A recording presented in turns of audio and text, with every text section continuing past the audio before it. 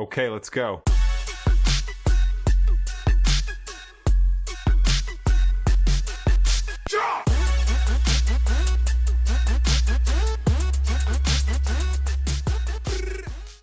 When Sony announced Ghost of Yotei, expectations were sky high. After all, this is the company that built its reputation on delivering cinematic, emotionally charged experiences through its first-party exclusives. From Uncharted to God of War, Sony has consistently raised the bar for what console gaming can be. With Ghost of Yotei, the question wasn't whether it would be good, it was whether it could stand shoulder to shoulder with the giants that came before it. The answer? Absolutely. From the moment you boot up Ghost of Yotei, it's clear this is a technical marvel. The game offers two distinct modes. Performance mode, which delivers buttery smooth 60 FPS gameplay at dynamic 4K, perfect for those who prioritize responsiveness in combat, and quality mode, which pushes the PS5 to its limits with native 4K resolution and ray trace reflections, creating jaw-dropping visuals at a cinematic 30 FPS. Load times are virtually eliminated thanks to the PS5's blazingly fast SSD, and the DualSense controller integration is nothing short of spectacular. Every clash of steel, every gust of wind, and every footstep through the snow is felt through nuanced haptic feedback and adaptive triggers. This isn't just a game, it's a sensory experience. Set in the rugged landscapes of Hokkaido during Japan's feudal era, Ghost of Yotei tells the story of a lone warrior caught between traditional and survival. The narrative explores profound theme: loyalty versus freedom. Do you uphold the rigid code of the samurai or carve your own path? Sacrifice and redemption. Every choice carries weight, shaping both the protagonist and the world around them. The writing is sharp